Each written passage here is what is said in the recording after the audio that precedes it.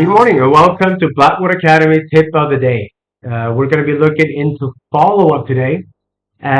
Look, how many times have you heard, let me think about it, I'll get back to you, call me back again in a week, call me back again in a month, and they never get followed up.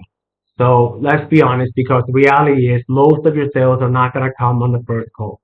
They're going to come through the follow-up. So today I'm going to show you how to do follow-ups and why the follow-ups are the secret sauce of sales success and closing the deal, and how to do them without feeling pushy, with a simple cadence and staying consistent. So, let's just dive into it. Why are followers critical? Well, look, the truth is about 80% of sales require about 3 to 5 follow-ups, just to close them. And most of them, like I said, are not going to be closed on the first call. But look, here's the kicker. 44% of salespeople are going to give up just after the first attempt. And that means that most of your competitors are going to be out of the game before you even get to follow-up 3. And follow-ups are massively important. So when you follow up, you show your client or prospect that you're serious, that you stay top of mind, that you're building that trust. And without the follow-ups, you're leaving deals on the table. And that's not what we're here to do. We want to get those deals signed. We want to get you more sales. We want to get you paid. So how do you do a follow-up without feeling too pushy? Well, look, nobody wants to be the pushy sales guy.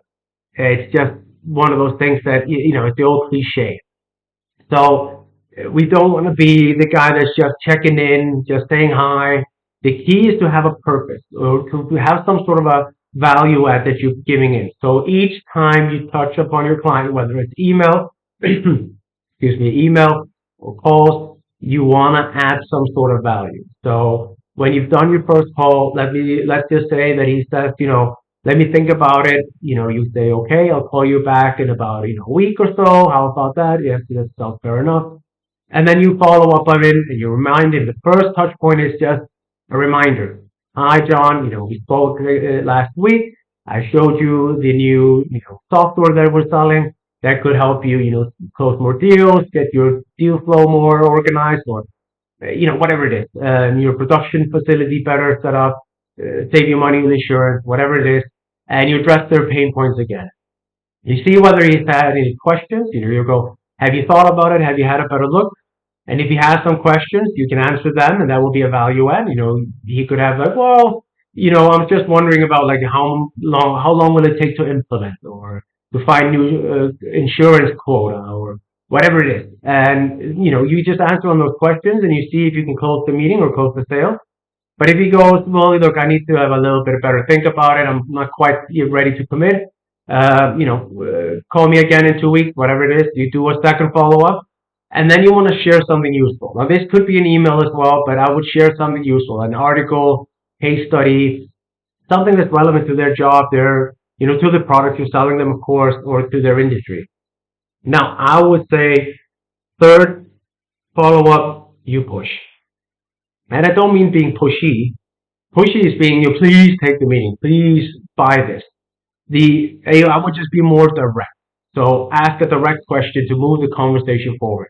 I will go into something like, hey John, like this is, our third conversation on the phone. I can see that you still have some questions. You're on the fence. Look, I can keep, drip feeding you information and answering your questions slowly over the next couple of weeks.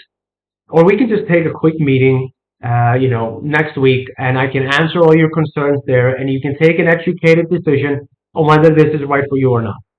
How does Thursday at 1 o'clock or Friday before lunch sound? Isn't that fair enough? Does that sound fair enough? I like ending on, does that sound fair enough? Because most people don't want to be unfair, so they will actually, it's giving me a bigger, better hit rate. So if you want to try it out. And it's one of those things of like, nobody wants to be unfair. So it's kind of like a little cheat trick for me. And you just want to see on every follow-up how you can add value, that you're not just following up, you're actually helping them make a decision, helping them move the process forward. So how to do it, when to do it, I made a simple cadence. It's in the description as well as this video. It's effective. It's one of them I use. So day one, if I call, they ask me to call back in a week or whatever it is. depending on, whatever. Let's just say they ask me to call them back. I send them a quick email after the conversation, with just like bullet points about the conversation we just had about our product. I have always a call to action in it as well. Uh, Day three, I follow up with some value. I try to go do a call because I'm just more for calling because I feel you can freestyle, you can get more information from there. But you can also email them, send them a resource, insight, some clarification. Day seven, again, keep it friendly. Do you see this as a fit? Would this be something that you guys could see yourself using? And then on day 14, I would go for the more direct approach and just schedule a meeting and take it to the next step. And if they say no after that, after those 14 days, I would email them once a month with some updates, some, insights, something that gives them value. So this cadence will keep you persistent without feeling pestering. And the secret is spacing the touch points and staying valuable at every step of the way. That you never call them just to follow up. You never want to go just, hey, John, I'm just calling to follow up. But that's just annoying. Now you're being pushy. Now you're pushing them on a decision they're not ready to, to make a decision on. So how to manage these follow-ups? Very simple. You guys should all have some sort of a CRM tool like HubSpot or Salesforce. It will all help you stay on top of it. Log what responses were, what were the questions. And if you don't, you can use Google Sheets as just a spreadsheet there. Log the prospect's name, the last, date of contact, and what's the next follow-up action. If you don't have one,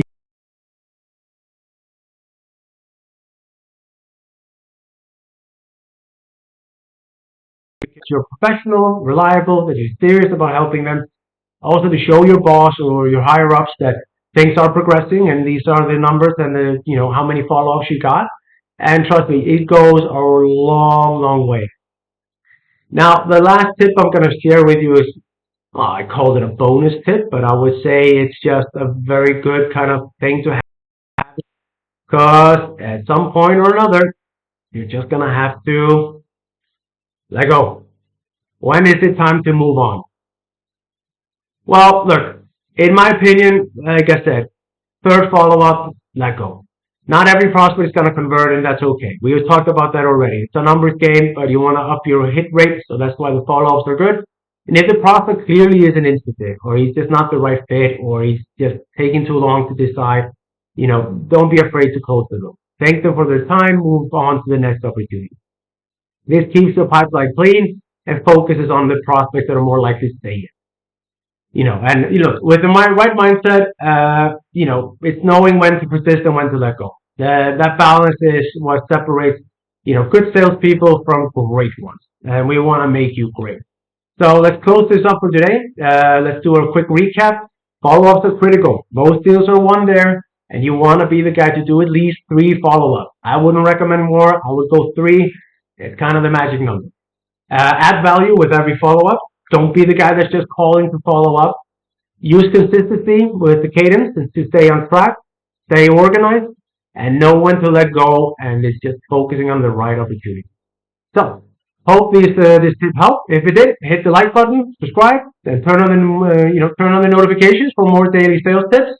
And hey, look, if you're serious about mastering the follow-ups, mastering cold calling, check out my Udemy course.